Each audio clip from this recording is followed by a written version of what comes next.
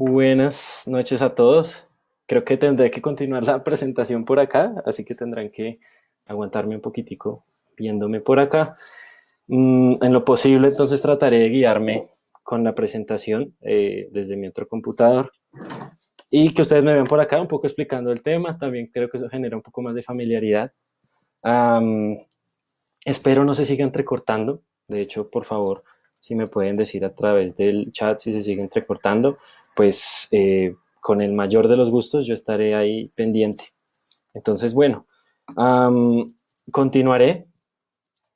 Y es que, bueno, estaba hablándoles un poco de cómo, por ejemplo, lo que sabemos sobre la mitología, sobre las costumbres religiosas o cosas relacionadas por este aspecto con los pueblos indígenas, con el pueblo muisca en particular, han estado mediados o han estado representados o han estado siempre influenciados bajo la mirada de curas, sacerdotes, doctrineros, y eso de alguna manera genera también que muchos de estos relatos que podemos conocer de forma escrita sobre estos pueblos indígenas, sobre nuestro pueblo, sobre mi pueblo muisca, estén siempre influenciados por terceros. Entonces no siempre van a contar de una manera fiel representaciones de la realidad y en cambio sí nos van a suponer problemas cuando queramos dar eso por sentado y que eso realmente forma parte constante y frecuente del acérrimo cultural de nuestros antepasados. Siempre va a estar mediado allí.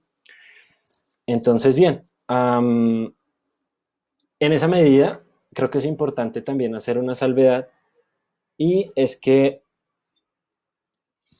siempre es importante que cuando hablábamos de la mitología en términos antiguos, es decir, de hace más de 100 años, 200 años, de el pueblo muisca y los pueblos indígenas, no creamos o no copiemos solamente de aquello que leemos, ¿sí? Porque, y bueno, y especialmente de las crónicas. Principalmente porque lo que les digo, las crónicas tienen algunos errores metodológicos, narrativos, que no siempre son precisos al momento de escribirnos esa realidad americana y esa realidad en el territorio cundiboyacense, en el territorio muisca. Y para eso es importante tener otro tipo de fuentes, que en este caso eh, serían fuentes secundarias o archivos menores. Entonces, ¿qué son los archivos menores o esas fuentes secundarias? Pues básicamente cuando hablamos de fuentes secundarias o archivos menores, vamos a referirnos a tomar fuentes, por ejemplo, relacionadas con informes coloniales, autos de fe, extirpaciones de idolatrías, epístolas religiosas, que en este caso son cartas, esos documentos coloniales que se archivaron por allá en notarías, o se guardaron en alcaldías, o se guardaron en archivos parroquiales, o en iglesias de muchas partes de Cundinamarca, Boyacá, o incluso del mismo Virreinato de Nueva Granada, quedaron guardadas por ahí, pero fueron elaboradas no solo por curas, sino por funcionarios reales, es decir, por personas cuya imparcialidad permitía conocer un poco más a profundidad los procesos que ocurrían alrededor de los temas religiosos o mitológicos, en este caso del pueblo muisca. Nos dan una segunda interpretación, un segundo apoyo y una segunda fuente en este caso para probar lo que por lo menos sabemos nosotros sobre las crónicas. Ahora bien, otra fuente muy importante para saber cosas relacionadas con la mitología, con las creencias de, por lo menos del pueblo muisca en este tema en cuestión, es poder acceder también a documentos lingüísticos, porque los documentos lingüísticos en este caso, bueno, por fin estoy viendo el chat, ya veo que sí está funcionando. Estos documentos lingüísticos muchas veces recogían, por ejemplo, confesiones, recogían oraciones, recogían léxico de la lengua muisca en cantidades alarmantes, y esto nos permite ver de una manera no tan narrativa en términos religiosos o históricos, sino más lingüísticos, todos esos temas en particular que nos interesaban a nosotros. Por ejemplo, hay oraciones y hay un confesionario de la lengua muisca que ustedes pueden acceder a él en la página del grupo de investigación Muiscún.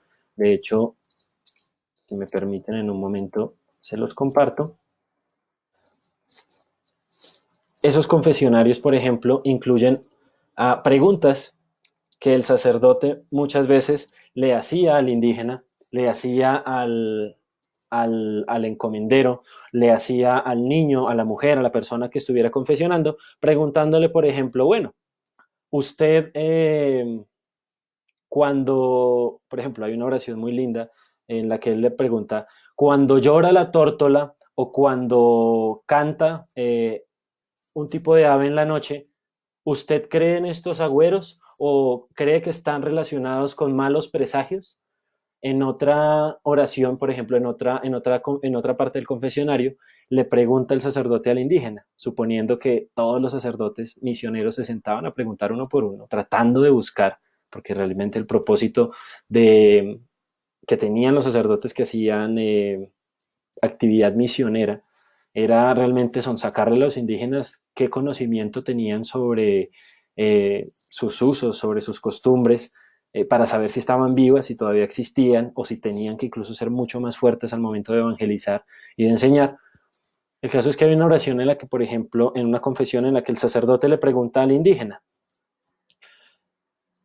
si ha acudido donde hechiceros o donde chamanes o donde jeques, que es como la palabra que utilizan la mayoría de sacerdotes al referirse a los sacerdotes o a los médicos, muiscas en este caso, si ha acudido donde los jeques para tomar tabaco o mascarallo para que le adivinen cosas, para que le predigan el futuro.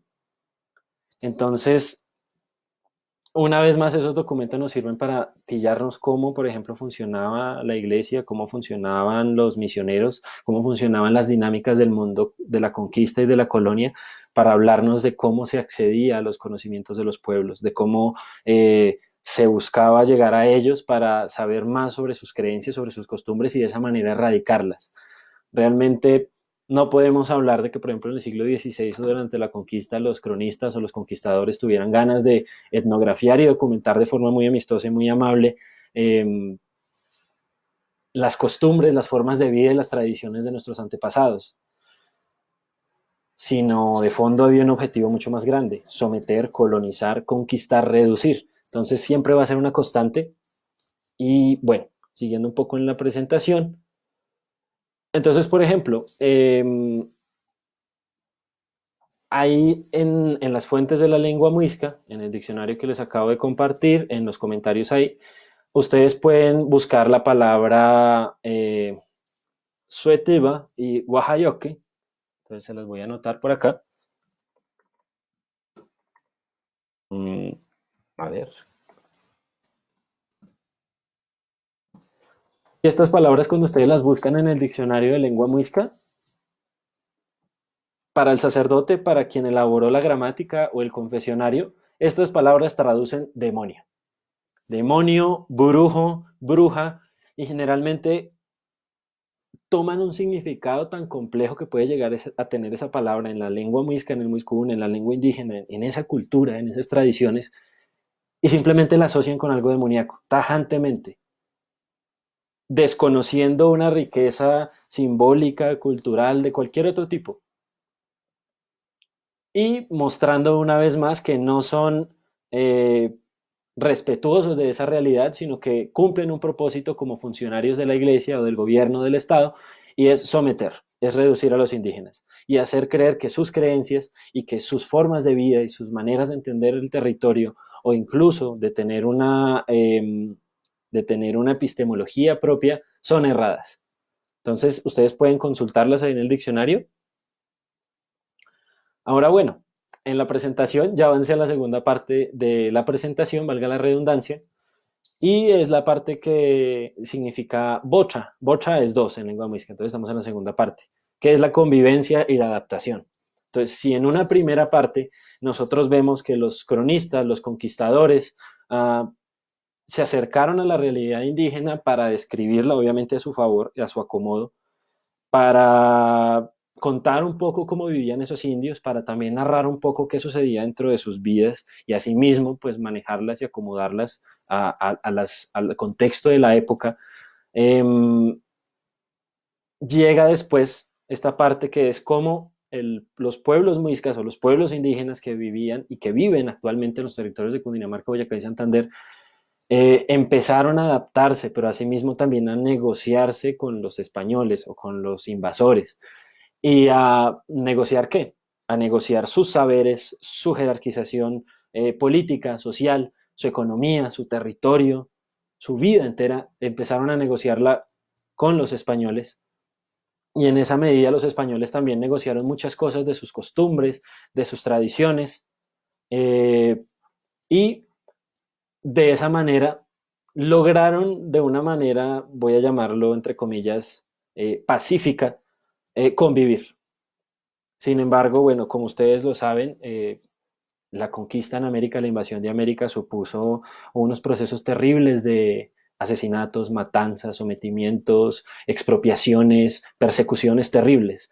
Así que, aunque estamos en un contexto de mucha violencia, también estamos en un contexto donde los indígenas no pueden siempre vivir, o bueno, no pueden entenderse desde una perspectiva um, del buen salvaje, es decir, que eran buenos, que no hacían cosas malas, que no eran estratégicos para relacionarse con los españoles, que usaban la ley a su acomodo, y así mismo los españoles, que no siempre eran malos, que no siempre eran pendencieros, que no siempre eran injustos, sino que también muchos defendieron a los españoles, estuvieron ahí para apoyarlos, los defendieron en juicios, en la Inquisición misma.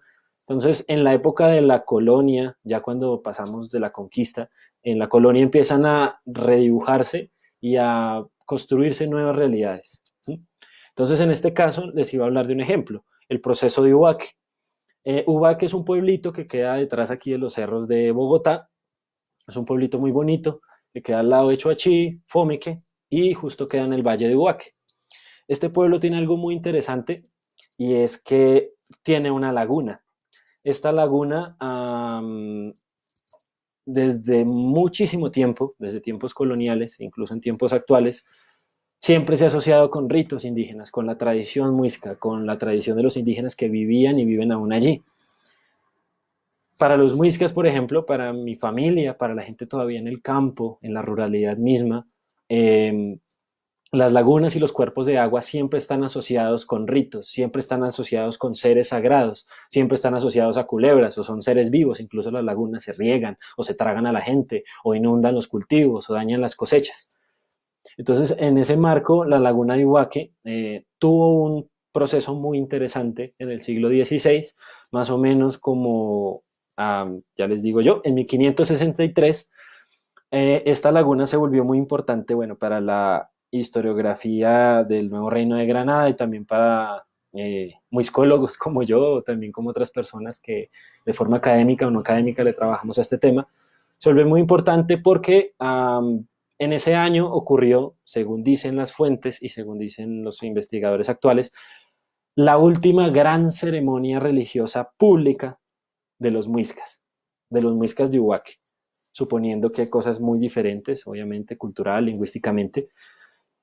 Y cuando digo la última gran ceremonia pública, no se excluye también que en procesos de resistencia, de lucha, de promover y seguir manteniendo sus costumbres a pesar de los curas, a pesar de las misiones, a pesar de la misma iglesia, que los indígenas, que los muiscas, así como otras comunidades indígenas, siguieran continuando con sus tradiciones, siguieran continuando con sus ritos, siguieran continuando con tener sus santuarios, tener sus adoratorios. Entonces, lo que sucede es que básicamente el cacique de Ubaque eh, decide realizar unos festejos, unas fiestas, unas celebraciones en la laguna de Ubaque, que hoy todavía ustedes pueden ir a verla, obviamente ha cambiado muchísimo desde la época colonial, lamentablemente, también es un espacio que ha sufrido la degradación y el desconocimiento de mucho tipo y de muchas instituciones, pero sigue siendo el escenario de esta historia, que fue real, que ustedes pueden incluso consultarla en el link que les voy a pasar a continuación, por si les interesa más saber sobre el proceso de Ubaque. El caso es que el cacique de Ubaque decide realizar unas fiestas, una farra, por así decirlo, enorme, en un terreno cercano a la laguna de Ubaque, en su cercado. Entonces, el cacique, al parecer, según cuenta la fuente, el proceso, que porque es un proceso judicial que cuenta esa ceremonia, porque los pillaron, porque los jueces juzgaron a los caciques y a los indígenas y los llevaron a juicio, por eso es el proceso de Ibaque, El cacique al parecer estaba haciendo unas celebraciones en honor a su muerte póstuma, es decir, él no había muerto, pero quería adelantarse a los hechos y ofreció una celebración. Y lo que él hizo fue pedirle a los encomenderos del Valle de Ubaque, con los encomenderos, ¿quiénes son? Los encomenderos eran como los dueños de las tierras, en términos legales, dentro de la colonia, de los indígenas, y eran sus patrones. Les daban tierra a los indígenas y les decían que cada cierto tiempo les tenían que pagar un tributo en oro, en mantas, en lo que sea. Entonces los encomenderos eran los jefes, por así decirlo. Reemplazaron la figura de los caciques, de los grandes caciques, y se posicionaron ellos. Entonces el cacique de Huaque habla con el encomendero de Huaque y le dice que le dé una licencia para poder llamar a muchos indígenas, muiscas, a una fiesta que él va a organizar en su cercado. Lo que sucede es que en esa farra, en esa fiesta tan berraca, llegan, y está documentado en el proceso, en el documento, ustedes lo pueden ver, llegan indígenas de Sogamoso, llegan indígenas de Bosa, llegan indígenas de Suba, llegan indígenas de pueblos que ya no existen, por ejemplo, porque desaparecieron, como por ejemplo Pausaga, que es un pueblo que quedaba en la región del Valle de Huaque. Llegan indígenas del Valle Tensa, de Guateque, de Garagoa, llegan indígenas de Lenguasaque. O sea, llegó gente en cantidades. O sea, este era un cacique que tenía un poder político muy grande. Entonces, claro, los españoles se fijan y se dan cuenta que hay un gran movimiento de indígenas que dicen que van a una ceremonia que se está convocando en el pueblo en la laguna de Iguaque y que está permitido, que un encomendero permitió que se movilizara tanta gente. Entonces muchos funcionarios reales en Bogotá decidieron ir a inspeccionar un poco qué era lo que sucedía en ese lugar. Entonces, lo que cuentan los funcionarios reales es que llegan y encuentran una, bueno, en el documento aparece carrera, es probable que sea un gran camino cerca al cercado del Cacique de Ubaque, repleto de por lo menos más de 2.000, 3.000 personas, bailando, danzando, tocando música. Entonces aquí el documento es muy descriptivo y, por ejemplo, nos dice que los indígenas tocaban unos caracoles, en este caso el documento dice que son fotutos, unos caracoles, flautas, cañas, danzan, por ejemplo, haciendo cantos, asemejando o interpretando los rugidos o los lamentos o los gemidos de los animales, de los tigres, de los monos, de los pumas, bailando vestidos con cortezas de árboles, con máscaras de redes, de fique, danzando con collares, con chagualas de cobre, de platino. O sea, es decir, esto es lo que está ocurriendo en esta laguna o en los terrenos cercanos de esta laguna, no es cualquier ceremonia, es un espacio muy importante. Es un compartir mitológico, espiritual y político enorme que está sucediendo en esos momentos. Y asimismo el proceso, lo que les digo, describe detalladamente todo lo que vieron los funcionarios que se escaparon y lograron ver desde lejos esa ceremonia. Entonces cuenta cómo, por ejemplo, los indígenas se reunían alrededor de las coimes, que es como le llaman en el documento a unas casas ceremoniales donde se suponía guardaban los cuerpos de los muertos y donde el cacique hablaba, y se reunían en los coimes a beber chicha, a poporear, a mascar coca, a mascar ayo, pucha, que es como se diría en muisca a la coca. Entonces se reúnen en estos espacios a realizar una cantidad de ritos, de actos impresionantes. Llega gente desde tantos otros lugares. Y claro, los españoles inmediatamente cuando vieron esto, la ceremonia duró muchísimos días, lo que hacen es que se meten de una, así como por ejemplo cuando la policía se mete a clausurar un espacio, se meten de una, capturan a muchísimos indígenas que encuentran allí, a los caciques, se los llevan a juicio a Bogotá y en un tribunal los juzgan. Entonces ahí empieza el proceso de Ubaque. Los juzgan y encuentran, incautan dentro de las posiciones a los caciques, en el documento nuevamente lo van a encontrar, una cantidad de cosas, caracoles, mantas, redes, cortezas, instrumentos, monedas, máscaras, ollas, una cantidad de artículos en oro, en barro, en plata, en madera, en cantidad de materiales que encontraron en esa ceremonia. Entonces es uno de los documentos más lindos porque aunque es un proceso judicial, se metió muy de fondo en esa ceremonia, muchísimo, para poder darnos a entender cómo es que se podía entender el concepto de ceremonia o de fiesta o de celebración dentro del mundo de los muiscas, en este caso de los muiscas de Ubaque. El caso es que, bueno, a los caciques muchos los juzgaron para que tuvieran que, les quitaron sus cacicazgos o les quitaron el título de caciques, algunos los azotaron públicamente, les cortaron el cabello, a muchos los trajeron a Santa Fe a tener que trabajar en la construcción de la Catedral de Bogotá, a cortar leña, los cogieron de esclavos, básicamente, como una manera para castigar lo que habían hecho. Entonces se supone que en años posteriores, después a esta ceremonia, el proceso de Iguaque, lo que sucede es que ya no vuelve a haber ceremonias de este tipo. Sin embargo, siguen sucediendo, siguen pasando. ¿Por qué? Porque hay otros documentos ya no de tipo jurídico, sino, por ejemplo, visitas de curas o curas doctrineros que dicen que todavía en sus pueblos los indios se reúnen a hacer fiestas borracheras o biojotes, que es como se llama la borrachera en lengua muisca.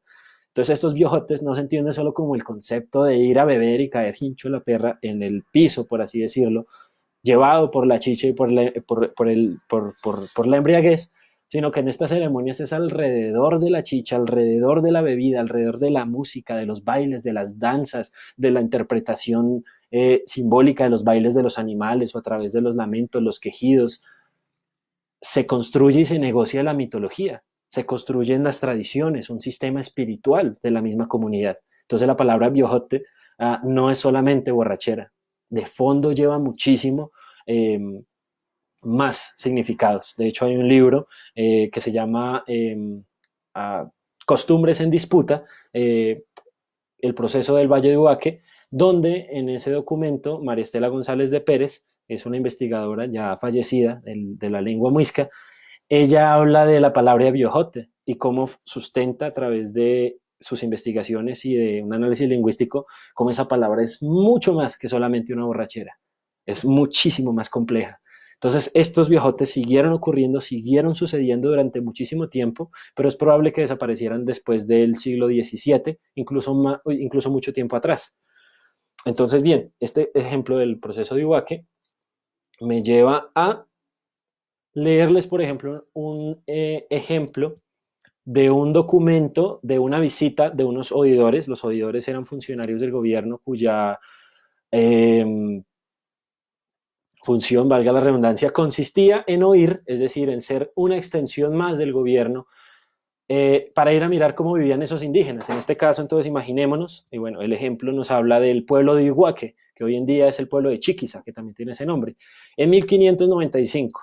Entonces llegan estos oidores a este pueblo, ya la conquista acaba, empieza la colonia, se supone que los indígenas deberían estar empezando a renunciar a sus ídolos, a sus dioses, a sus creencias, cosa que no ocurrió solamente en esa época y no con el pueblo muisca, sino con otros, incluso sigue sucediendo con muchos pueblos indígenas, que la iglesia o por lo menos la religión ha tenido y la educación ha tenido un papel, no estoy hablando pestes en este caso, sino hay fuentes que lo sustentan, ha tenido un papel muy fuerte y muy degradante en muchas comunidades, destruyendo sus conocimientos, su lengua, sus prácticas, en fin.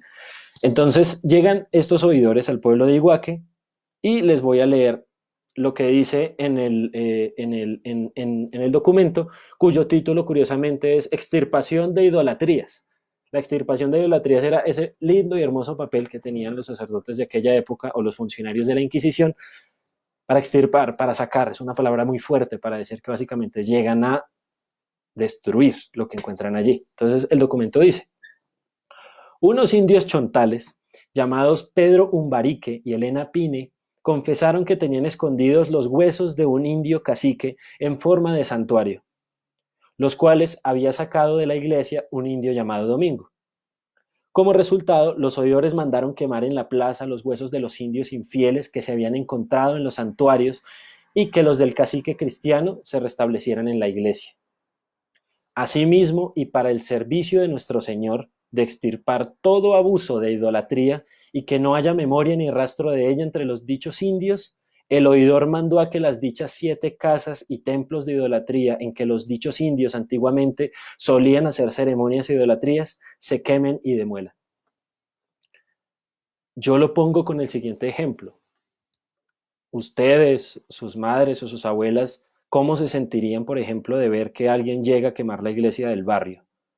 O llega a quemar una sinagoga, o llega a quemar, por ejemplo, la iglesia cristiana o la iglesia de cualquier denominación religiosa a la que usted pertenezca. Es una transgresión violenta, humillante, cruel y durísima que, por ejemplo, tuvieron los oidores en este momento con objetos que para los indígenas de este relato y para la comunidad seguramente de Iguaque, cuando pasó todo esto, les generaron una transgresión a su mundo espiritual, a sus orígenes, a sus tradiciones, a sus creencias. Quemar los huesos de sus caciques, destruir sus santuarios, meterse a los recintos donde adoraban, donde creían, donde alimentaban lo sagrado, donde poporeaban, donde mascaban coca, donde invocaban a los dioses, donde predecían el futuro. Destruir eso supone un dolor y una ruptura y un sufrimiento enormes. Y no pasó solamente en Iguaque, pasó en muchos otros territorios. Entonces hay procesos de extirpación de idolatrías en Sogamoso, por ejemplo. Es famosa la historia que cuentan los cronistas del templo de Sogamoso cuando se metieron se iban a meter a robarlo, porque básicamente esa es la palabra pues, más adecuada que podría utilizarse de fondo, a robarlo, pero con tan mala suerte que el templo se les quemó. Lo dejaron quemar y el templo ardió durante muchísimo tiempo. Muchas cosas se perdieron ahí dentro. Entonces, esto no pasó solamente en Sogamoso o en Iguaque, sino pasó en muchas partes del territorio muisca, pasó en territorio náhuatl, por ejemplo, en México, pasó en el Perú, pasó con otras comunidades indígenas, sigue pasando en la actualidad, pasó hace 100 años perfectamente con pueblos no contactados, por ejemplo. Se mete alguien a destruir los templos, a dañarlos, a burlarse y a humillar todo esto, y fue una constante que en el mundo de los muiscas y en el mundo colonial del pueblo muisca, de nuestro pueblo, de mi pueblo, del pueblo de ustedes, los que me ven, siguió pasando. Y fue parte de la cotidianidad misma, en la que obviamente pues los indígenas tenían que vivir una vida de bien. Y de bien era hablar español, bautizarse, no tener concubinas o mancebas, o sea, más esposas, sino una, vivir en santo matrimonio, ser católicos y obviamente cada vez más asemejarse al modelo de vida, de vivienda de los españoles. Ahora bien, bueno, otro ejemplito que tenía, que este igual no lo voy a leer porque es algo largo, es un texto que sale de las cartas anuas del Virreinato de Nueva Granada. Las cartas anuas, ¿qué son? Para no ponernos tañoños. Las cartas anuas son un compendio de cartas que se enviaban generalmente una vez al año, enviaban los misioneros jesuitas o las órdenes religiosas a sus superiores en Europa o en otras partes de América Latina para contar qué estaba pasando en sus doctrinas, para contar qué estaba pasando en sus territorios, para decir como qué nuevo había sucedido, qué habían encontrado. Entonces hay unas cartas anuas que hablan de una residencia, o sea, una experiencia que tuvo algún sacerdote jesuita en el pueblo de Fontibón, aquí en Bogotá, lo que para esa época era un pueblo, entre 1608 y 1609. Y es que básicamente el sacerdote encuentra, porque interroga a una india vieja que se está muriendo, antes de hacer la extrema unción, le dice que si tiene santuario, que si tiene o tiene algo que contar o tiene algo que esconder. Entonces la India, después de mucho tiempo de persuasión y viendo que el cura le niega la extrema unción, le dice que ella guarda en un lugar determinado, no recuerdo dónde es que lo dice, bueno, en un lugar determinado, guarda envuelto en una manta un idolillo, un tunjo es en este caso una figurilla en oro o en algodón o en cabello o en tumbaga o en cobre, que tiene y actualmente tiene y antiguamente tenía una importancia muy grande para mis antepasados, para sus antepasados, para el pueblo muisca. Y ese idolillo, el cura lo saca y encuentra no solamente ese idolillo o ese tunjo en oro, sino que encuentra también otro idolillo, así lo escribe tal cual en el documento, un idolillo en madera. Todo lo que el cura hace es que lo saca del entierro, del lugar donde está enterrado, y se lo lleva a la plaza de la doctrina de Fontibón y dice en el documento que llama a los niños de la misión y a varias personas para que lo escupan, para que lo orinen, para que lo pateen, para que lo golpeen y se burlen de esos dioses. En este caso, bueno, no le llamaría dioses, de hecho sería muy generoso al decirle dioses, de estos demonios que hablan de las creencias corruptas de tiempo atrás. Entonces estos relatos, pues sí, son lindos para quien quiere aprender historia o para también de pronto estudiar teología o para estudiar cosas desde la antropología, pero son muy fuertes también a nivel narrativo y simbólico de cómo nos dicen que es como perfectamente para quien es católico o para quien es creyente su respectiva fe, si sacaran el ídolo o si sacaran lo que ustedes creen y lo escupieran, lo orinaran, lo patearan, lo humillaran, y eso quiere decir que los atacan también a ustedes. Hay sufrimiento y mucho dolor en ello. Y seguramente me pongo a pensar, si esos niños que estaban haciendo eso en esa época, instados por el sacerdote, obviamente, por el misionero, por el doctrinero, que ya habían recibido doctrina estos niños, o sea, no habían podido vivir esas creencias de sus antiguos, de sus antepasados, dañan, destruyen y sobre todo renuncian también a su pasado. Renuncian a decir que eso tiene que ver con ellos.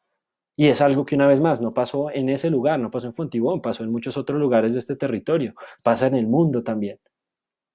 De cómo a través de procesos formativos o de procesos educativos o de procesos misionales se convierten las siguientes generaciones y se les enseña a renunciar o a repudiar lo de sus antiguos o lo de sus antepasados por considerarlo profano, por considerarlo vulgar o por considerarlo terrible. Entonces, esto es algo que sigue ocurriendo en la actualidad y a mí me parece muy doloroso también, porque eso supone que nuestros padres, nuestros abuelos, nuestros bisabuelos, es decir, la gente que en la anterior charla que yo decía que uno suele asociar con el término campesino, que es un término socioeconómico, no nos dice nada étnicamente de ellos. Eh, porque, por ejemplo, para ellos cuando hablan de los entierros o las leyendas o las creencias de la vereda, lo que contaba la abuelita, eh, ¿por qué lo hablan a veces con pena o con vergüenza o asociándolo eh, con una simple creencia? Eso es un mito, eso no, eso era por ahí cuentos que dicen, habladurías, o a veces lo hablan con vergüenza, con pena. Es porque detrás de todo eso hay un estigma de siglos, de años, infundado por la sociedad, por la iglesia, por el Estado, por la misma educación, en donde lo indígena y lo campesino están vistos como algo malo y todo lo que ellos creen o piensan o dicen es considerado vulgar. Entonces, las tradiciones que, por ejemplo, bueno, y creo que no alcanzaré en esta charla, así que para la próxima la daré, todas estas prácticas que aún en día sobreviven de nuestros antepasados, del pueblo muisca en particular, han tenido que pasar por un proceso de siglos de persecución, de siglos de sometimiento, de siglos de mestizaje, de vergüenza, de humillación, de desapariciones, de quemas, de conversiones. Incluso los indígenas mismos también renunciaban a sus creencias o su identidad porque sabía que si lo hacían, encima de ellos se les iban a ir muchas cosas. Ahora bien, en ese mismo periodo de la convivencia y la adaptación, entonces ya estamos en la época de la colonia, entre los pueblos indígenas de estos territorios, los pueblos muiscas, sus antepasados, mis antepasados, y las sociedades europeas, los españoles, porque obviamente no habían solo españoles acá, había aquí españoles, catalanes, vascos, gallegos, italianos, judíos. Entonces, bueno, esa es otra cosa que hay que pensar. Aquí no llegaron solo españoles. Los españoles no fueron los únicos que se metieron a robar o a matar o se metieron aquí a someter, colonizar o crear un nuevo sistema judicial, político, demás. Aquí llegó gente de muchas partes del mundo. Eso es lo que nos vende, por ejemplo, el discurso o el estereotipo. El caso es que en este periodo también ocurrieron sincretismos religiosos o sincretismos de cualquier tipo. Entonces, bueno, lástima que la presentación no lo deja ver, pero hay y tengo tres imágenes. Una es de nuestra muy afamada Virgen de Chiquinquirá, otra es de la Morenita de Huicán, es la Virgen Morenita de Huicán, y otra es la casica. La casica es una imagen que aparece en una capilla doctrinera en Sutatausa, en Cundinamarca, en un pueblito como una horita y media de Bogotá. Y estas tres imágenes son muy particulares por algo. Se hace por la historia que las acompaña, se hace por lo que muestran, ojalá pudieran ustedes buscarlas. Una vez más, la Virgen Morenita de Huicán, Nuestra Señora de Chiquinquirá o la casica del templo doctrinero de Sutatausa. Esas tres imágenes nos muestran cómo las creencias de los indígenas o el mundo de los indígenas de nuestros antepasados se mezcló o trató de colarse dentro del mundo de los españoles o de la sociedad europea, porque todavía estaban en pugna y estaban en lucha esas cosas de los antiguos, estaban todavía en pugna perdón un momento, estaban en pugna todavía las realidades con las que muchos todavía crecieron, que les remitían al pasado, y las cosas que, por ejemplo, decía la actualidad, las que decía el cura, la que decía el doctrinero, la que decía el funcionario real.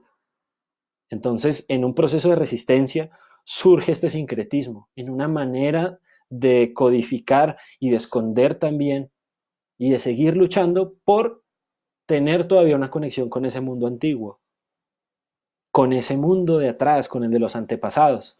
Entonces, por ejemplo, cuando ustedes buscan la historia de la morenita de Wiccan, básicamente se dice que, y la voy a resumir mucho porque obviamente es bastante extensa, unos curas llegan a una cueva donde unos indios, en este caso estemos hablando de que ese territorio históricamente está relacionado eh, con el pueblo Lache o con el pueblo Ugua, pueblos que todavía viven, en el caso del pueblo Lache es probable que sea el mismo Ugua, y los indios le muestran en la cueva al sacerdote una manta o una túnica que tenían guardada allí donde se les había aparecido una virgen, que al parecer para ellos era más que solo una virgen, para los Uwa o para los indios de esta historia.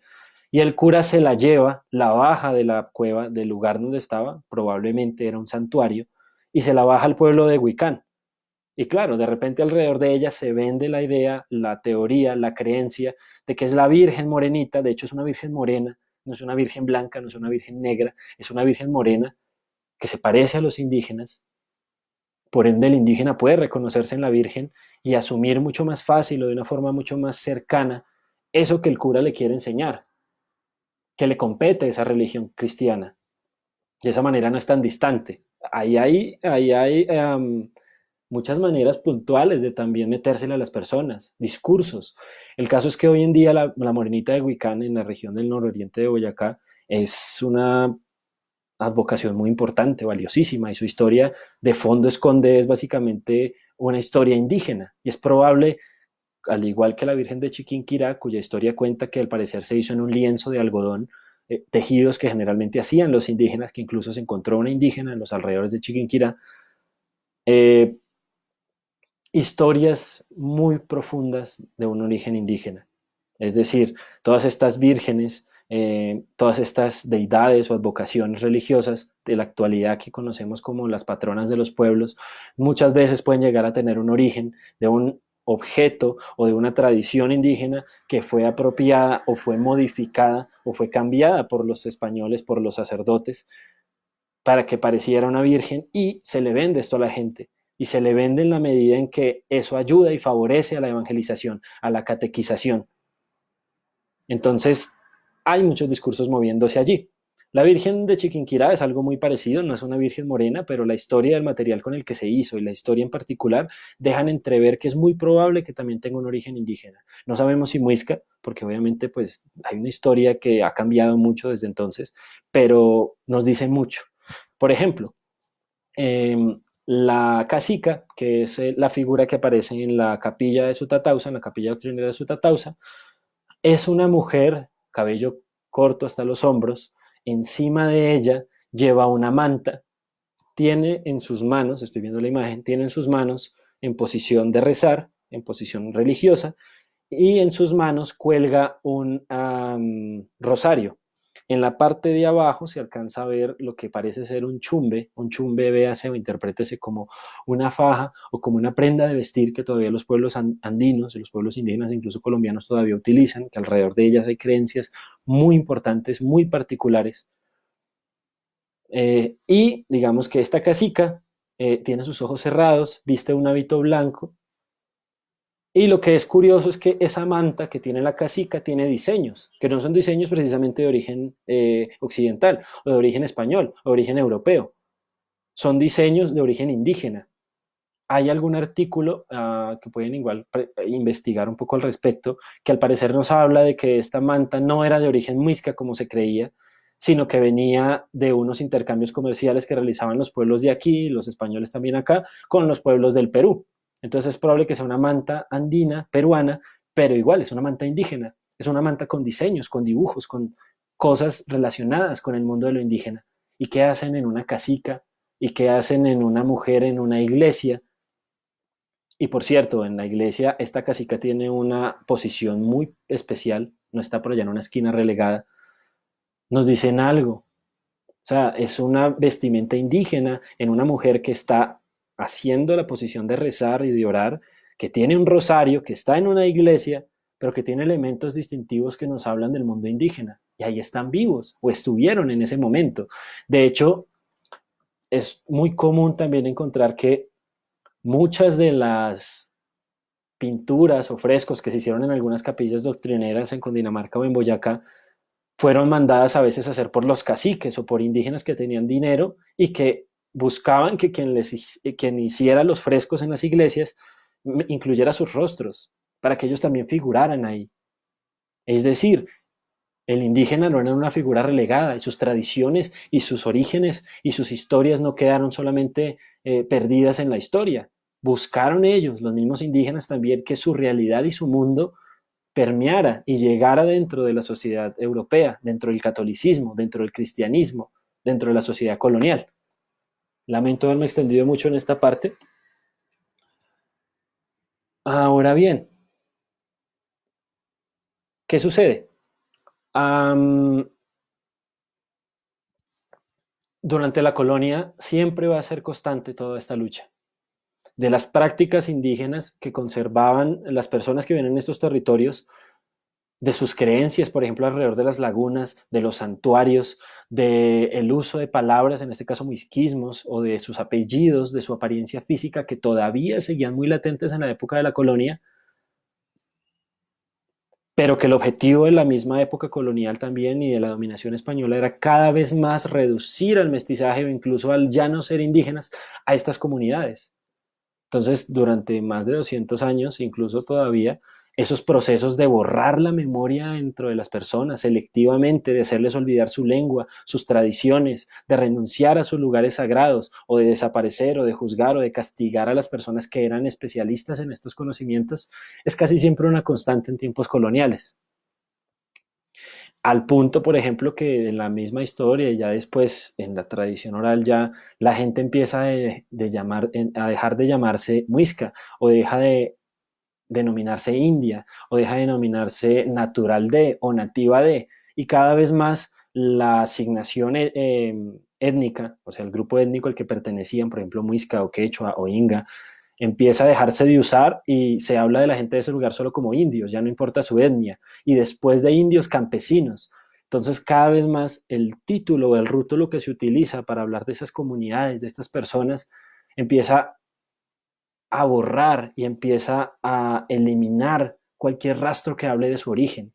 Y en términos religiosos pasa mucho también con lugares, por ejemplo, en Cundinamarca, en Boyacá o en Santander, en Colombia o en muchos lugares de América Latina, donde por ejemplo había adoratorios indígenas, donde por ejemplo había santuarios, donde por ejemplo eran lugares donde se hacían ceremonias o ritos muy particulares, solsticios, nacimientos, pagamentos, y curiosamente encima de eso se pone una iglesia, se pone una cruz, se pone una virgen. Si ustedes van, por ejemplo, al cementerio del pueblo de Sutatausa, en Cundinamarca, ustedes se dan cuenta que hay una piedra enorme con arte rupestre, no muisca, porque ese arte rupestre tiene mucho tiempo atrás de origen, o sea, no es de origen muisca, pero que los muiscas igual adoraban o reverenciaban porque era parte de sus antepasados, era parte de la memoria del territorio. Hay una piedra con arte rupestre en medio del cementerio de Sutatausa y hay un Cristo encima. Eso dice mucho. No se pone de gratis, no está ahí porque sí. Monserrate y Guadalupe no tienen dos iglesias, dos ermitas en la punta porque sí. Está documentado no en las crónicas solamente, sino también en documentos coloniales, procesos judiciales o demás, que en esos cerros había santuarios de origen indígena. En muchos altos, por ejemplo, eso se puede ver en los nombres de veredas o de lugares, por ejemplo, se le puede llamar el Alto del Diablo. Eh, el Hueco del Diablo, el Pozo del Diablo, por ejemplo, en el municipio de Pachavita, hay un lugar que le llaman el Pozo del Diablo, el Pozo de los Indios. Entonces, todos estos lugares que en algún momento tuvieron una relación con lo sagrado, con lo mítico, con lo cultural, con lo religioso de los pueblos de aquí, de esos territorios, si hablaba de eso, era enemigo del nuevo sistema que se estaba imponiendo. Y sobre eso, ¿qué se impuso? O se destruyó el lugar, o se borró cualquier memoria de este tipo, o se le asoció siempre con lo demoníaco, con lo macabro, y se eliminó de la memoria colectiva porque siempre se asociaba con lo malo. Y hoy en día es posible ver esto en muchos otros lugares. Las piedras del Tunco, por ejemplo, en Facatativá, tienen muchos actos de violencia, o sea, de daño que se hicieron no solamente en la época actual, sino en la época de la independencia, la república, se dañaron, importó un carajo, porque básicamente eran cosas que tenían cuentos de indios o eran cosas que tenían representaciones de indios y eso ya no le importaba a nadie. Entonces, siempre vemos que los sistemas que imperaban se ponían siempre por encima de las otras comunidades, sin importar lo que pasara. Ahora bien, mmm, bueno, son las 9:09. Um, no sé si seguir hablando un poco al respecto de ello. Tal vez puedo pasar a una pequeña ronda de preguntas, si ustedes quieren, porque ya la tercera parte a la que llegaríamos sería la transición a la actualidad. Es como pasamos de la colonia a la república y de ahí para acá hasta acá, y cómo las creencias del mundo muisca, cómo las creencias religiosas, culturales, lingüísticas o simbólicas del pueblo muisca pasaron gracias a nuestros abuelos y a las generaciones pasadas hasta nosotros, o por desgracia desaparecieron. Entonces esta parte es muy interesante y tiene unas fotografías muy lindas que sí me gustaría mostrarles de verdad. Entonces prefiero parar aquí y dar una ronda de preguntas para responder, pero de pronto ya recogiendo un poco todos los temas de los que había hablado anteriormente. Es que aunque me he fijado esta vez en una parte mucho más documental o más académica sobre estos temas y no me puse a hablar de pronto de Chipchacum o de Chiminigagua o de Chía o de Suba o de los dioses que al parecer se supone que creían los muiscas, que es lo que nos dicen los libros de historia.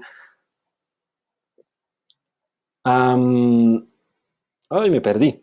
Bueno, al llegar a estas partes, oh, creo que me he perdido.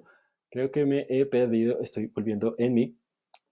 Am, Hice hincapié en esto porque es importante siempre volver a las fuentes, siempre cuestionar estos documentos que nos hablan de estas tradiciones, de todo eso que se nos vende discursivamente, y lo digo muy respetuosamente, en el discurso público, en las comunidades, en los cabildos, en el mismo Estado, las universidades, de cómo era que vivían los indios. Es decir, parece que nos topáramos siempre con proyecciones de cómo otros creían o ven o entendían la mitología de nuestros pueblos, o en este caso de nuestro pueblo. Sin embargo, eso no ignora, por ejemplo, que después en la próxima oportunidad les pueda hablar de otras cosas ya más puntuales sobre la mitología, creencias, seres, encantos, lagunas, entierros. Quiero dejar una última cuña ya para pasar a las preguntas, y es que, por ejemplo, en la época de la colonia fue muy importante, y en la conquista, incluso un poco después, la figura del santuario, y muy importante para la iglesia, para los curas, para la doctrina, para los mismos indígenas, y es que el santuario era un lugar tanto físico como no físico, donde se hacían actividades religiosas, de culto, pagamentos, ceremonias muy importantes allí.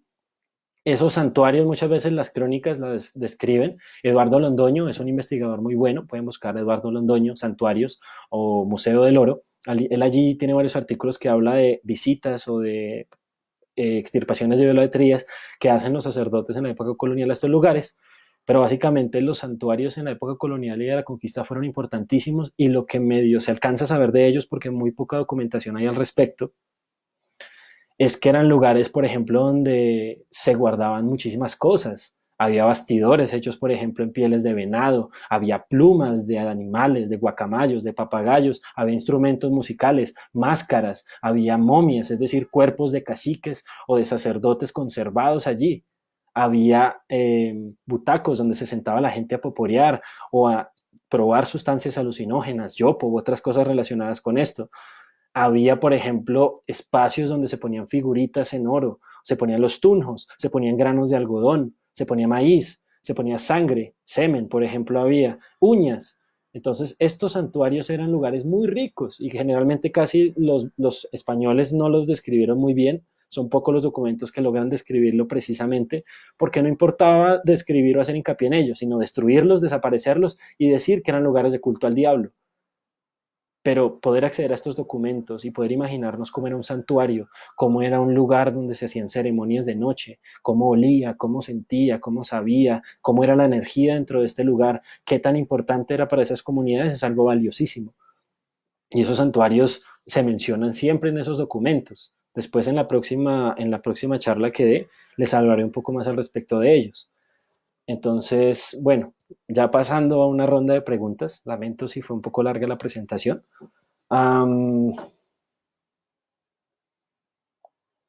Voy a ver aquí algunas preguntas que ustedes tienen. A ver. Dice, ¿cómo ves la percepción de los cristianos o la visión de Cristo desde lo indígena? Porque así como tú dices, nos hacen creer que la adoración o la relación con el sol y la luna son mal vistos, sobre todo también con la Biblia, porque hemos crecido con ese pensamiento y esa cultura. Bueno, yo puedo responder a esa pregunta de la manera más imparcial y precisa posible, pero es que en ese choque de mundos, de hecho ustedes pueden leer a Vedant Todorov, él escribió un libro que se llama 1492, La conquista del otro. En ese choque de mundos, las sociedades todo el tiempo estaban en una pugna. Las sociedades que ven a esta gente que nunca habían visto, de mundos que nunca habían conocido, con prendas, formas de hablar jamás antes vistas, y llegan a sí mismos los otros viendo una realidad jamás imaginada, nueva, completamente diferente, y se empiezan a adaptar a ella, y obviamente quienes llegaron aquí tenían unos propósitos muy particulares. Muchos de ellos no llegaron en una sana convivencia, no llegaron a respetar las tierras, a respetar las creencias religiosas, a simplemente venimos por comida y nos vamos. Había un propósito muy grande, el lucro, el poder, el sometimiento, el establecer una realidad, el dominar estas tierras, reclamarlas de poder para. Entonces uno puede ponerse a plantear que, a pensar que sociedades como estas, o en cualquier forma de sociedad a las que se llega de esta manera, a recoger, a tomar, a llenarse cada vez más de ese mundo y de todo este espacio, pues cuando uno se topa con lo diferente, no vas a reaccionar de la mejor manera o vas a buscar que esa gente que la necesitamos para que nos trabaje, para que nos construya, para que sean nuestros siervos o nuestros esclavos, que necesitamos convertir, esa gente deje todo eso atrás. Entonces, en documentos coloniales, en experiencias de muchos pueblos actuales pasa todavía que entonces, ¿qué sucede? El que educa o el que misiona, el misionero, tiene que encargarse de borrar la memoria, por así decirlo, de juzgar y decir que eso está mal, porque está imponiendo su punto de vista, porque en el mundo del que viene así es la ley, así son las cosas, no hay tolerancia alguna en una u otra forma de pensamiento en la diversidad y por ende se tiene que llegar a extirpar, a desaparecer. En este caso, muchas creencias que llegaron desde lo muisca, o sea, hace cientos de años a la actualidad. A veces yo me pregunto cómo habrán hecho para llegar a través de más de 500 años hasta la boca de nuestras madres, abuelas, bisabuelas o familia, ¿sí? Porque es decir que se ha atrevido que atravesar por un filtro y por un blanqueamiento social, cultural y étnico impresionante. Y eso que ha sobrevivido es lo que nos permite decir que el pueblo muisca vive, existe, lucha y otros pueblos también hacen lo mismo, porque nos permite ir a esos lugares y referenciarlos y decir, ah, ok, correcto, mi abuela decía que en esta peña le llamaban la peña del diablo porque los indios decían que pa. Tenemos la historia, la podemos ver, la podemos experimentar. Sin embargo, hay otras cosas que, como sea, eran tan importantes, por ejemplo, los santuarios para los indígenas muiscas, en este caso santuario en lengua muisca sería chunzo o chunzaguya, que es, como sería santuario mayor. Estos santuarios representaban tanta competencia para los misioneros, para los sacerdotes, porque todavía los indígenas seguían yendo allá y nada que dejamos de ir al templo y nada que dejamos de ir al santuario y no vamos a misa, no hablamos español, no copiamos de lo que dice el misionero, pues claro, estos lugares se convirtieron en objetivo principal para el encomendero, para el cacique, para el misionero, para el funcionario español, porque todavía seguían replicando y manteniendo vivas todas estas cosas relacionadas con el indígena. Entonces, lo que se pudo conservar por debajo de cuerda llegó hasta nosotros, o por lo menos pudimos tener la documentación que hablaba de ello hace poco tiempo, pero aquello que representaba un objetivo puntual, un obstáculo para la catequización, la evangelización o el sometimiento de los indígenas, o que, como pasó por ejemplo en el Perú en la época de los incas de Vilcamba, porque el imperio inca no cayó con la muerte de Tupac Amaru, sino después de que el reino de Vilcamba cayó, algunos templos, por ejemplo, instaban a los indígenas a todavía seguir luchando, o porque los sacerdotes instaban a los indígenas de seguir peleando. Les decían que no creyeran en lo que decían los españoles y por eso luchaban. Claro, tenían que acabar con eso. Entonces, en este caso, y respondiendo a tu pregunta, Muchas cosas fueron mal vistas y sometidas o cortadas tajantemente porque eran un obstáculo para los propósitos de los que llegaron. Pero muchas cosas también sobrevivieron. U otras, en este caso, tuvieron un sincretismo, que es no siempre difícil rastrearlo, pero lleva siempre a hacernos preguntas y no a creer que todo lo que vemos es y ya. Um, Se mezcló la historia de la creación desde lo muisca con el cristianismo. Mm, Puede ser una observación personal, yo creería que sí. Si volvemos otra vez a la imagen, lastimosamente, en la primera presentación que hice había una imagen del retablo de los dioses tutelares de los Chibchas, de Luis Alberto Acuña. Vemos que hay un dios llamado Chibchacum que está cargando el mundo encima de su cabeza. Claro, uno puede decir, bueno, ¿cuál es el soporte de esa creencia o de ese Dios? Y los cronistas dicen y todo, bueno, esos cronistas, recuerden una vez más, eran sacerdotes, eran teólogos, personas formadas en muchas ciencias europeas, eran la gente que más sabía en esa época. Entonces esas crónicas pueden estar con cierta intromisión de los curas, de los españoles, pero por ejemplo, ese mundo que carga a otra persona no solamente se ve en la realidad de lo muisca. En los mitos griegos y romanos, por ejemplo, en la tradición grecolatina, Atlas era el dios que cargaba el mundo en sus espaldas. Y eso como que ya me ponía a dudar, ¿será que más bien no fue una europeización de una deidad indígena y se mostró así y se vendió así? Por ejemplo, Bochica se describe, según los cronistas como Lucas Fernández de Piedrahíta o Fray Pedro Simón, como un hombre viejo de cabello blanco, barba, blanco, que había llegado como si nada aquí a este territorio a enseñar a tejer, a civilizar a los indígenas que con su bastón de oro rompió el salto del Tequendama y desagüó el gran lago de Humboldt, que era lo que antes había aquí en la sabana de Bogotá. Y lo que es curioso es que ese dios, o bueno, la representación visual o narrativa de ese dios, eres de una persona que, bueno, cumple con unas formas de representación estética muy diferentes a como eran los indígenas. Cabello largo, blanco, barbado, civilizador. Me suena más, o podría llegar a sonar más, podría ser sugerente para hablar de un Jesús, de un civilizador. Entonces, hay que ver muy bien si quienes nos contaron la historia de nuestros antepasados desde los documentos, porque no podemos decir, mi abuelita se sabe los mitos de la creación desde el siglo XVI de lo Muisca, no, es imposible por todo el proceso de sufrimiento y de todo ese proceso de mestizaje y de ruptura memorial o de transmisión que hubo. Entonces hay que pensar que los que nos contaron esas historias, los que hicieron esas crónicas, los que contaron esos relatos, ¿quiénes eran? ¿De dónde venían? ¿Será que influyeron en los textos que contaron en tal medida que nos mostraron esos dioses o esas creencias a su manera? ¿O para venderlo mejor a los indígenas o para poder llegarles mejor a ellos, trataron de acomodarse a la realidad de ellos? Por ejemplo, en lengua muisca hay una palabra para cielo.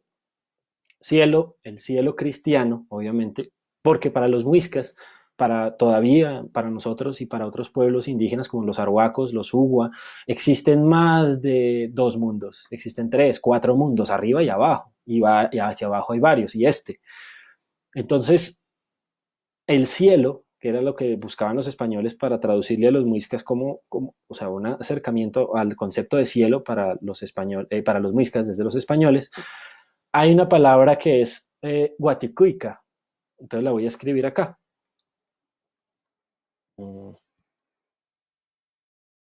Entonces, por ejemplo, guaticuica en lengua muisca es una palabra compuesta. Guat, que significa arriba o algo que está suspendido arriba, y cuica, que es tierra, país, región. O sea, es como el mundo o la tierra de arriba.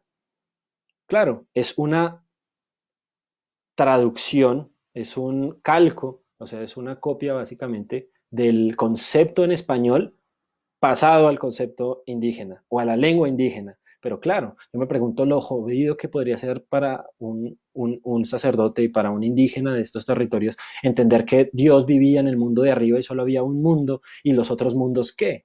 ¿Qué es lo que me dice el chico, el jeque, mi mayor, mi taita sobre este mundo? Y me viene otro cura a decir, no, que es que hay un mundo de arriba. Entonces eso supone unos cambios y rupturas de lógica muy grandes. Exactamente, es como cielo. Sin embargo, lo que les digo, para los pueblos chipches y para muchas comunidades indígenas, el mundo no es solamente el cielo, el infierno y el plano de acá, hay muchos mundos. Entonces, poder que los indígenas dejaran de creer en eso y empezaran a creer en el cielo judio-cristiano, ¿cómo? ¿A través de qué maneras? Ahora bien, respondiendo a otra pregunta, voy a responder a otra pregunta, es... ¿otras comunidades indígenas guardan memoria de los mitos del territorio? Bueno, yo he escuchado muchas cosas relacionadas con lo muisca. He escuchado que, por ejemplo, muchos pueblos como el Arhuaco o el Wiwa o el Kogi guardaron la memoria de los muiscas cuando los españoles llegaron y que se supone que mucha gente de estos territorios viajó hasta allá y le entregó a los mamos el conocimiento de los muiscas. Sin embargo, a mí no puedo decir que sea falso, pero tampoco puedo decir que sea cierto porque hay que también cotejar eso de dónde viene, quién lo dijo, hay maneras de justificarlo. Ahora bien, habría que ir a esos relatos, a esos mamos, a esos mayores allá en la sierra y preguntar y luego cotejar si esas historias y si esos cuentos, si esas tradiciones, si corresponden con lo que podemos probar desde lo documental, pero lo que podemos probar con el saber de las comunidades, es decir, con la gente que vive en el campo, que vive en la ciudad. Entonces, eso para responderte a tu pregunta. También yo creo que en el caso del pueblo muisca hay muchos mitos que, por ejemplo, todavía guardan relación con el territorio. Muchos. Por ejemplo, y lo hablaré en la próxima para dejarlos picados. Por ejemplo, ¿qué son los cucacuyes? ¿Qué son los huaycas?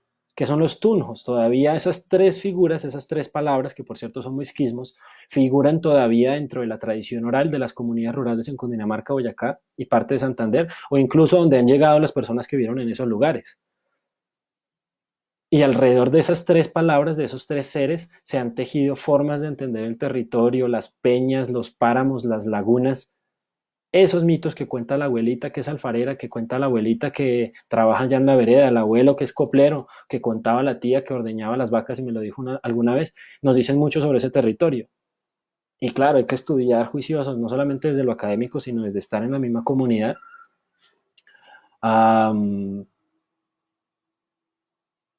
Perdí el hilo.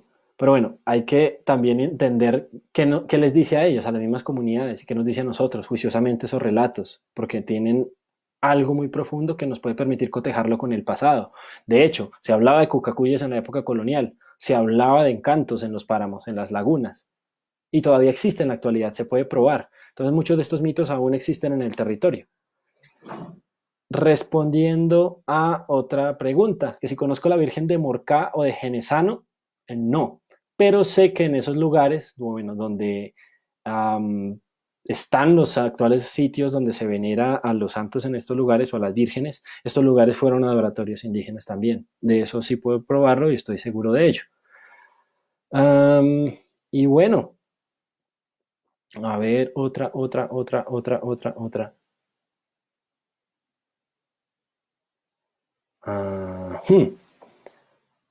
Esta. ¿Cuál es el aporte a la cultura del territorio por otras comunidades indígenas? Bueno, no sé si la entiendo bien, pero creo que en este proceso de recuperar nuestras memorias, nuestras tradiciones, nuestra mitología, nuestras creencias y demás, es fundamental apoyarnos en otros pueblos, en otras comunidades, en otras culturas que ni siquiera tienen que ser indígenas o no. Sin embargo, ¿por qué? Porque ese apoyo también nos permite sustentarnos, tener una figura que nos sostenga, que nos represente también. Sin embargo, creo que puede llegar a haber un problema interpretativo o cultural en la medida en que empecemos a tomar conceptos religiosos, culturales de otros pueblos y pegarlos con los de acá. Empezaría a generarse como un Frankenstein cultural extraño y pues empezaríamos a interpretar el mundo como lo interpretaron en la sierra, porque yo estuve en la sierra, porque mi mayor fue a la sierra y trajo conocimiento de la sierra acá o del Putumayo acá, cosa que no está mal, pero empezaríamos a traer de otras culturas, de otros mundos, pero ¿qué pasaría con lo propio? ¿Y lo propio en dónde está? Está en el campo, está en la ciudad, en la memoria de los abuelos, de nuestras familias, del territorio cundiboyacense. Y no se está investigando, no se está trabajando en eso, pero sí se está yendo a otros lugares. Entonces, yo más bien me preguntaría, ¿habría que tener prioridades? O sea, primero nos sustentamos en otros pueblos para apoyar nuestra lucha o primero volvemos a nosotros mismos y nos levantamos desde nuestra propia memoria. Entonces, no sé, eso sería para responder un poco la pregunta. Y bueno, yo creo que por ahora eso es todo. Les agradezco muchísimo por su tiempo, eh, por unirse a la conversación. Lamento los problemas técnicos. Lamento de pronto ser un poco más técnico, pero pues bueno, a diferencia de la primera charla, también es poderles dar a ustedes, si lo piden o si lo necesitan, un poco más de sustancia en estos temas, porque es muy importante tener la historia, que es muy linda también, contarlo, hablarlo, vivirlo, pero también tener dónde puedo ver eso, dónde puedo consultarlo. Eh, Como la charla obviamente no alcanzó a darse toda, porque no llegamos a cómo esos saberes de nuestros antepasados, de lo muisca, llegan en la actualidad a nosotros eh, y llegan a la tradición popular campesina rural. Es por eso que para la siguiente semana yo volveré a citar otra charla, otra conversación más sobre este tema. Ya no tiene que ser un poco más técnica porque ya podemos apoyarnos es en la tradición viva, ya no tanto en documentos, sino en tradición de gente que aún vive y hablar de este tema. Entonces, bueno, una vez más, les agradezco por su tiempo, por su paciencia. Si conocen personas que quieran ver este video, el anterior, si tienen dudas, comentarios, madrazos, qué sé yo, pueden también hacerlos, obviamente ya en otro espacio. Pero pues nada, les agradezco mucho y antes de retirarme les dejo es esta reflexión.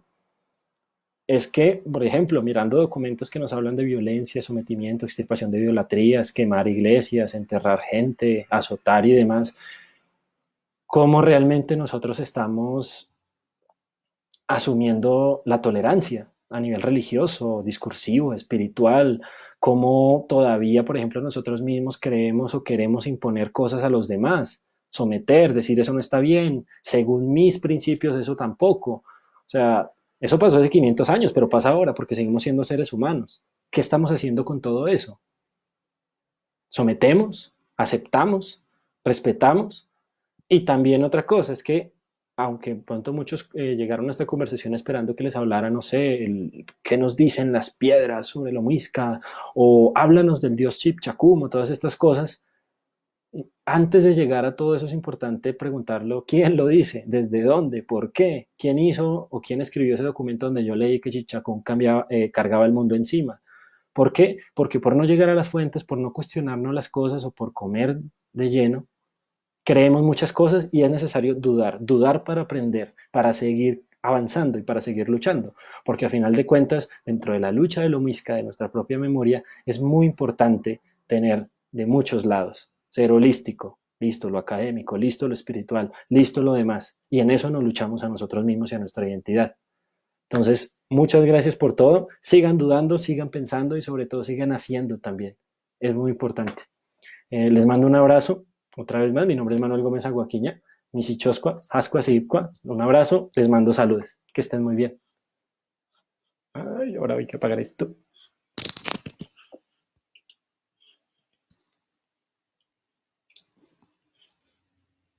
Y